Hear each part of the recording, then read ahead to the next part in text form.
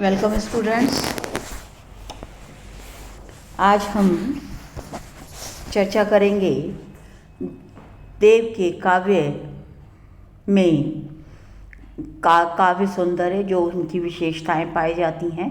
देव मूलतः एक श्रृंगारी कवि हैं और उनके काव्य में बहुत सारी विशेषताएं पाई जाती हैं। ज़्यादातर रीतिकालीन कवियों में कला पक्ष की विशेषताएं तो है, पर उनका भाव पक्ष इतना सुदृढ़ नहीं है जितना कि देव का है। देव का जितना भाव पक्ष भावुक है, उतना ही कला पक्ष भी उनका सुदृढ़ है। देव ने लगभग 16 वर्ष की आयु में काव्य रचना प्रारंभ कर दी थी और वे निर्भीक एवं स्पष्टवादी कवि थे। देव अनेक आश्रयदाताओं की शरण लेनी पड़ी तथा उनके लिए कुछ ना कुछ लिखते भी रहना पड़ा, पर वास्तव में देव बहुत अच्छे कवि माने जाते हैं, मूलतः श्रृंगार के कवि हैं। तो इनकी काव्यगत विशेषताओं पर हम बिंदुवार चर्चा करेंगे। देव मूलतः श्रृंगार के कवि हैं और अन्य आचार्य उनके कवित्व के समक्ष नहीं ठहरते। श्रृंगार रस का वर्णन व विवेचन जितने विस्तार के साथ देव ने किया है, उतना किसी ने भी नहीं किया। देव ने श्रृंगार रस का स्थायी भाव प्रेम माना। रीतिकाल के लक्षणकारों में देव का स्थान अत्यंत ही महत्वपूर्ण है। ये आचार्य भी हैं और कवि भी। इनकी कल्पना बड़ी प्रखर थी। इनकी भाषा पर असाधारण अधिकार था। इनकी रचनाएं बड़ी सशक्त हैं। ये रसवादी आचार्य थे, पर सबसे अधिक सफलता श्रृंगार रस के चित्रण में इन्हें मिली है। इन्होंने श्रृंगार रस के दोनों पक्षों का सुंदर चित्रण किया है। देव के संबंध में डॉक्टर श्याम सुंदर दास ने कहा है कि पांडित्य की दृष्टि से रीतिकाल के समस्त कवियों में देव का स्थान आचार्य केशव से बहुत नीचा माना जाता है। कालांतर में वे बिहारी से भिन्न ठहरते हैं, परंतु अनुभव तथा सूक्ष्मदर्शिता में उच्च कोटि के थे। इनके काव्य में रस का तीव्र निरूपण हुआ है कि पाठक उसमें डूब कर रह जाता है। तो महापुरुष की पहले विशेषताओं की हम इस वीडियो में चर्चा कर रहे हैं और अगले वीडियो में हम कला पक्ष की विशेषताओं की चर्चा करेंगे। सबसे पहले है श्रृंगारानुभूति। अपने काव्य के दोनों पक्षों श्रृंगार के संयोग और वियोग का उन्होंने चित्रण किया है। इसके साथ ही देव ने नायक नायिकाओं के प्रेम की मार्मिक व्यंजना की है। उनकी श्रृंगारानुभूति को 3 भागों में बांटा जा सकता है। जब नायक और नायिका मिलते हैं, संकेत स्थलों पर मिलते हैं, तो उसे रसभोग कहते हैं। उसे संभोग श्रृंगार या संयोग श्रृंगार कहते हैं। संयोगानुभूति। कवि ने संयोगानुभूति का वर्णन करते हुए नायक नायिका के पारस्परिक मिलन का निरूपण अत्यंत मार्मिकता के साथ कर दिया है।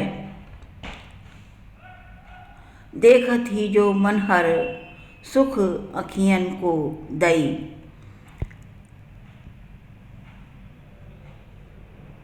गोने के चार चली दुल्ही, रूह लोगन भूषण भेष बनाए, सीता समान सखी न सिखयो, बड़े सुख सासुरे दूल्हे सुनाए। प्रेमानुभूति। देव के श्रृंगार में दोनों पक्षों संयोग एवं वियोग में सजीव मार्मिक निरूपण करते हुए ये सिद्ध किया है कि श्रृंगार रस का मूलाधार प्रेम है, कामुकता नहीं। क्योंकि काम तो कामुकता व भोग विलास की प्रेरणा देता है, जबकि प्रेम में सात्विकता होती है और वह विषय भोगों से सर्वथा परे रहता है। कवि ने लिखा है, रावरे रूप रयो भरी नैननी, बैनन की रसो श्रुति सानो, गात में देखत गात हूँ, बात तुम्हारी ये बात बखानो।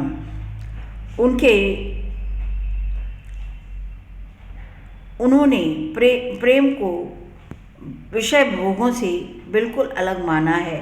उन्होंने कहा है, ये विचार प्रेमी ना हो, विषयी जन को ना दी नाही, विषय बिकाने जनन की, प्रेम हियत नहीं क्षण।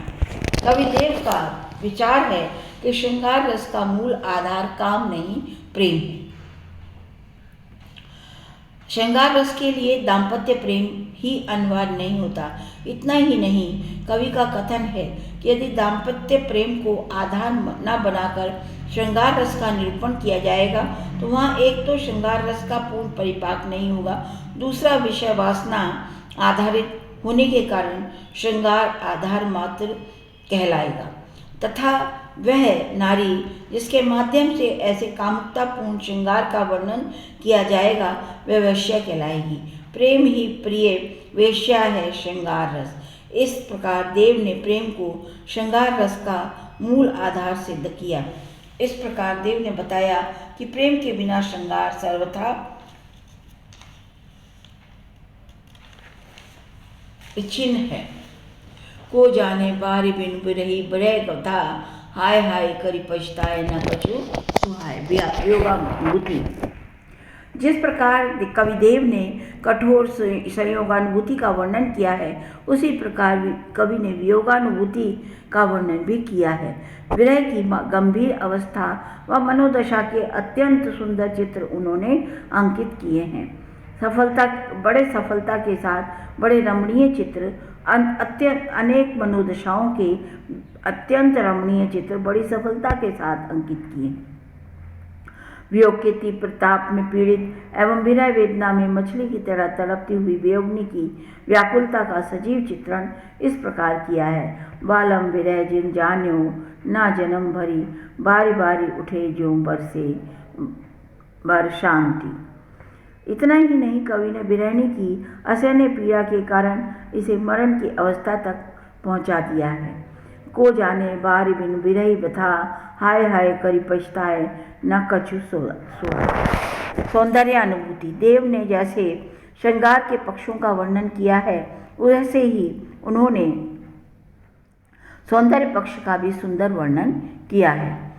कविदेव ने एक ओर तो रूप सौंदर्य का निरूपण किया है बड़े मनोरम योग के साथ, दूसरी ओर प्रकृति सौंदर्य की रमणीयता का भी वर्णन उन्होंने बड़ी तन्मयता के साथ किया है। अतः देव की सौंदर्य अनुभूति को सुगमता की दृष्टि से 3 रूपों में विभाजित कर सकते हैं।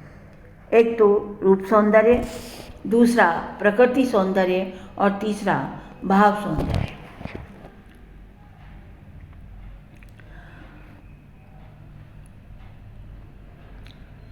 रूप सौंदर्य।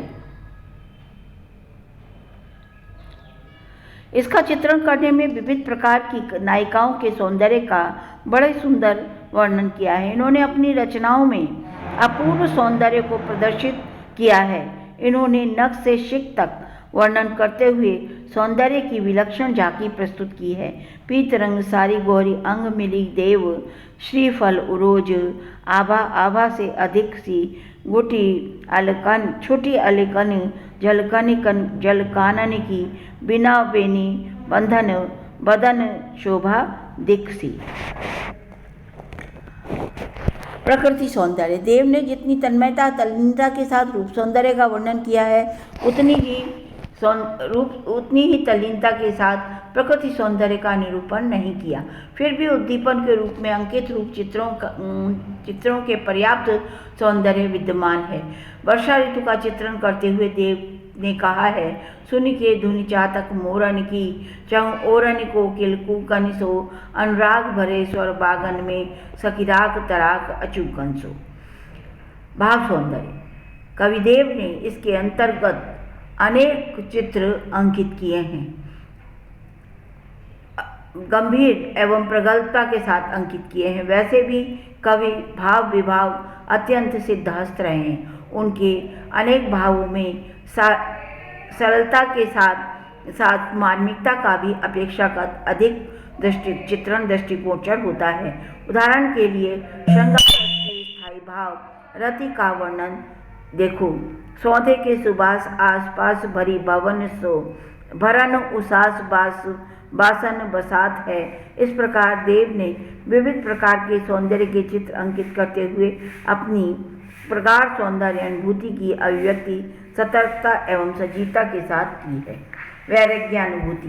देव एक श्रृंगार कवि हैं, पर उनके हृदय में राग प्रबल था, अतः वैराग्य भावना का विशेषण करने पर ज्ञात होता है कि अतिशय राग की प्रक्रिया के रूप में ही उनके हृदय में वैराग्य भावना उदित हुई थी। ये मनोवैज्ञानिकता सत्य भी है। राग ही अपनी तीव्रता से थककर वैराग्य के रूप में परिणत हो जाता है।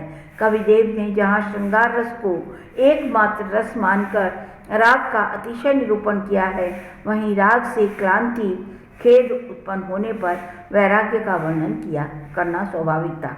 वैराग्य के इस निरूपण में साहित्य शास्त्र की दृष्टि से शांत रस के अंतर्गत माना जाता है, जिसका स्थायी भाव निर्वेद है। कवि के वैराग्य को तीन भागों में देखा जा सकता है। निर्वेद कल्याण पहला, दूसरा तत्वचिंतन, तीसरा धार्मिक और नैतिक विचार।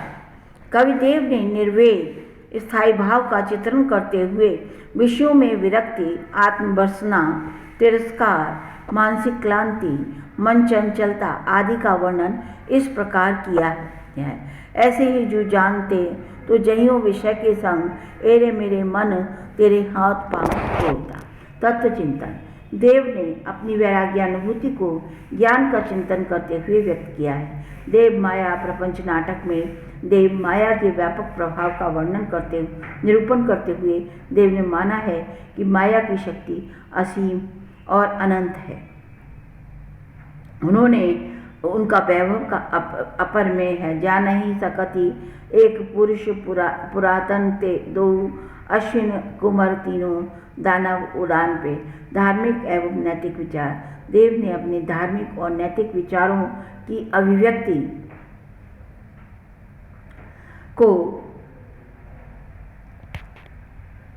अभिव्यक्ति का निरूपण किया है। देव ने वैसे तो राधा कृष्ण के उपासक थे, पर सभी देवताओं का आदर करते थे। उन्होंने भगवान के सगुण रूप को महत्व दिया है। भक्ति भावना। भक्ति भावना में भी देव की उक्तियाँ बड़ी ही मनोरम हैं और उन्होंने कृष्ण भक्ति का वर्णन ज़्यादातर किया है।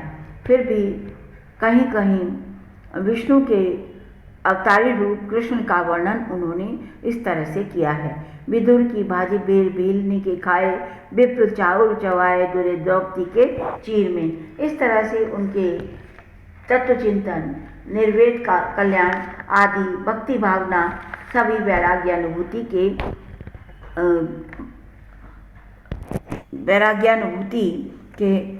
पहलू हैं। कविदेव के काव्यानुभूति। कविदेव भाव विलास एवं शब्द रसायन दोनों ग्रंथों में सभी अंगों का सौंदर्य विवेचन किया है। रस के विवेचन में कविदेव ने नायिका भेद, शब्द शक्ति, रीति, अलंकार, गुण, पिंगल सभी का निरूपण किया है। इस प्रकार देव की काव्यानुभूति में देव ने बड़े ही भानुदत्त की रस तरंगिणी को आधार बनाकर अधिकांश रसों का वर्णन किया है। उनके रस वर्णन में, उनके अलंकार वर्णन में एक अलग आचार्यत्व की छाप है। तो थैंक यू स्टूडेंट्स। यहाँ पे हमारी भाव पक्ष की विशेषताएं कंप्लीट होती हैं और अगले वीडियो में हम कला पक्ष की विशेषताओं की चर्चा करेंगे। Thank you student.